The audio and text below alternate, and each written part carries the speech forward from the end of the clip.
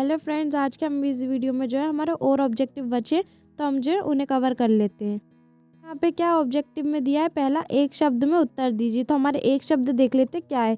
तो पहला क्वेश्चन क्या बोल रहा है कि यशोधर बाबू ने मैट्रिक की परीक्षा किस स्कूल से पास की थी। तो जब आप जो है सिल्वर वेडिंग वाला चैप्टर पढ़ोगे तब आपको पता चलेगा कि उन्होंने जो है रेमजे स्कूल से जो है अपनी परीक्षा पास की थी। ऐसे सेकंड क्वेश्चन क्या बोल रहा है, रोजी रोटी की तलाश में आए यशोधर पंत को किसने शरण दी। तो इनको जो है किशन दा ने शरण दी थी। ये भी जब आप चैप्टर पढ़ोगे तो आपको मालूम चलेगा।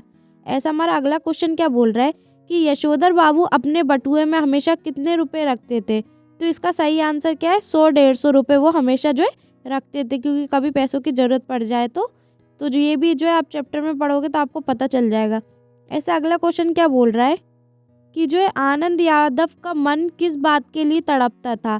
तो ये जो जूझ वाली कहानी का, जब वो उनका मन इसलिए करता था पढ़ने के लिए, यानी पाठशाला जाने के लिए, कि जो है उनकी पढ़ाई छुटवा देते और उनको जो फसल के काम में लगवा देते, तो वो जो पढ़ नहीं पाते थे, इसलिए उनका मन क्या करता था, पाठशाला जाने के लिए। जो है उनमें पढ़ने की लगन थी, इसलिए वो पाठशाला जाना चाहते थे।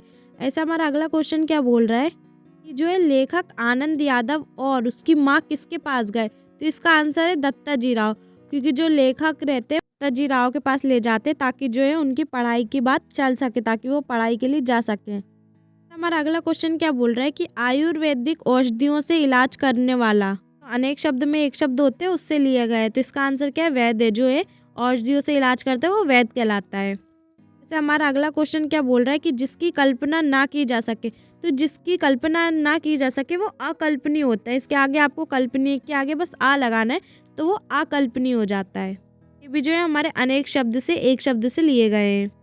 जो है हमारे सत्य सत्य देख लेते हैं कि हमारे सत्य सत्य क्या है। पहला क्या बोल रहा है कि मनोहर श्याम जोशी द्वारा रचित सिल्वर वेडिंग कहानी में प्रमुख पात्र यशोधर पंत वाईडी पंत की शादी 25वीं सालगिरह के दिन का वर्णन है। ये बोल रहे हैं कि जो मनोहर श्याम जोशी जिन्होंने सिल्वर वेडिंग लिखी है, तो वो जिस पे लिखी वो क्या 25वीं सालगिरह के दिन का वर्णन है। तो इसका आंसर सत्य, क्योंकि जो मनोहर श्याम जोशी उन्होंने जो सिल्वर वेल्डिंग इसलिए लिखी थी कि 25 सालगिरह, और जो सिल्वर वेल्डिंग होती है उसी को जो हम 25वीं सालगिरह कहते हैं, इसलिए इसका आंसर सत्य है।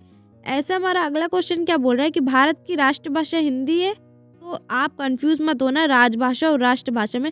जो भारत की राष्ट्रभाषा है वो हिंदी है, इसका आंसर सत्य है, क्योंकि वो संपूर्ण राष्ट्र की भाषा जो है हिंदी है हमारी। हमारा अगला क्वेश्चन क्या बोल रहा है कि आनंद यादव मराठी भाषा के विख्यात साहित्यकार है। इसका आंसर भी सत्य, क्योंकि आपको चैप्टर में पता चलेगा कि जो आनंद यादव थे उनकी जो मराठी भाषा के वो विख्यात एक साहित्यकार थे। वो मराठी भाषा के क्या थे, साहित्यकार। उन्होंने बहुत सी कृतियाँ मराठी में लिखी हैं।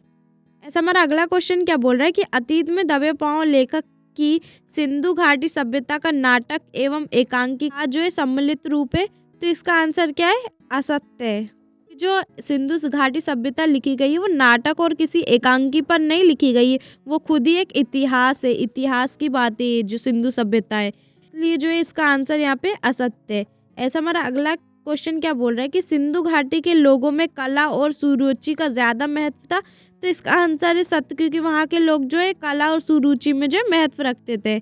ऐसा अगला क्वेश्चन हमारा क्या बोल रहा है कि दत्ता जी राव से पिता पर दबाव डालने के लिए लेखक और उसकी माँ को एक झूठ का सहारा लेना पड़ा। तो इसका आंसर भी सत्य, क्योंकि जो वो बच्चा था आनंद यादव उसको क्या करना था, उसे स्कूल जाना था, इसलिए जो है उन्हें झूठ का सहारा लेना पड़ा कि वो जो है स्कूल फिर से वापस जा सके। इसी के साथ जो है हम आगे नेक्स्ट वीडियो में जो है हम और ऑब्जेक्टिव पढ़ेंगे। के कोर्स में फिर बोल रही हूँ, शुद्ध अशुद्ध वाक्य बच्चे और अनुच्छेद लेखन मुझे आपको बताना है कि किस तरीके से करते हैं।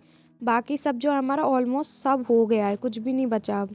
कि ये जो ऑब्जेक्टिव हैं कि कब तक ख़त्म होंगे, तो अभी तो ये चल रहे हैं 26 जनवरी तक तो ये जो है चलेंगे, क्योंकि मुझे ऑब्जेक्टिव प्रश्न बैंक परीक्षा बोर्ड जहाँ कहीं से भी जितने भी मिल रहे हैं मैं जो है आपको प्रोवाइड करवा रही हूँ, ताकि जो है कहीं से भी ऑब्जेक्टिव आ जाए आप जो है पूरी तरीके से कर लें।